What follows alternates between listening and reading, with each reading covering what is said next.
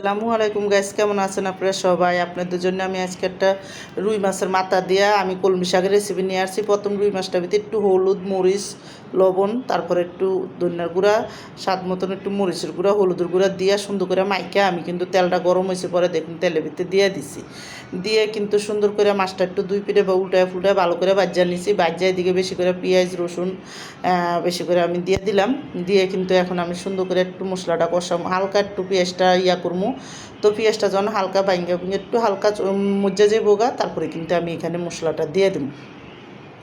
তো দেখুন এদিকে আমি 1 চামচের মতন ওই আদা রসুন বাটা দিয়ে দিলাম, মানে অল্প করে, এই বেশি না, অল্প একটু আদা রসুন বাটা দিছি। আর এখানে আমি এখন মশলা দিয়ে দেবো, স্বাদ মতো লবণ দিয়ে দিছি 1 চামচ লবণ দিয়ে এখন আমি মশলাটা দিয়ে দেবো। 1 চামচ মরিচের গুঁড়া দিয়ে দিছি। এবার 1 চামচ আমি এখানে হলুদের গুঁড়া দিয়ে দেবো, 1 চামচ ধনিয়ার গুঁড়া দিয়ে দেবো। তো সব কিছু এখন দেওয়া আমার হয়ে গেছে। মশলাটা দেখুন দেওয়া হয়ে গেলে এখানে অল্প করে একটু পানি দিব। তো মশলাটার ভিতরে একটু পানি দিব যাতে মশলাটা পুড়ে না যায়। তো মশলাটা প্রথমে একটু তেলের সাথে ভালো করে একটু দেখুন লাড়া দিয়ে নিছি, তারপরে অল্প করে একটু পানি দিয়ে দিলাম। এবার এই পানিটা শুকান পর্যন্ত মশলাটা একটু কষায় নেব। আর মশলাটা যখন ভালো করে কষানো হয়ে গেছে আমি কিন্তু দেখুন কলমি শাকটা ভালো করে কাটটা ধুইয়া রেখে দিচ্ছি। এবার ওই কলমি শাকটা আমি এখন এখানে দিয়ে দিচ্ছি। দিয়ে কিন্তু কলমি শাকটা একটু মশলার সাথে হালকা লাড়া দেবো যাতে নিচের মশলাটা পুড়া না যায়। তো হালকা করে মশলাটা একটু দেখুন লাড়া দিয়ে তারপরে কিন্তু আমি কলমি শাকটা এখন ডাইক্কা দেবো। আর ডাইক্কা সুন্দর করে একটু মজা পর্যন্ত যখন একটু উন্নে আইব ওরপরে কটা কাঁচামরিচ দিয়ে আমি ডাইক্কা দিছি। এবার একটু যখন উন্নে আইব তারপরে কিন্তু দেখুন আমি লাড়া দিয়ে দেবো। আর যেই পানিটা শাকের থেকে উঠছে এই পানিটা দিয়েই কিন্তু শাকটা ভালো মতন রান্না হয়ে যাব। আর এখন যখন বলকে উন্নে গেছে আমি চুলার আঁচটা কিন্তু একবারে মিডিয়ামে করে দেবো।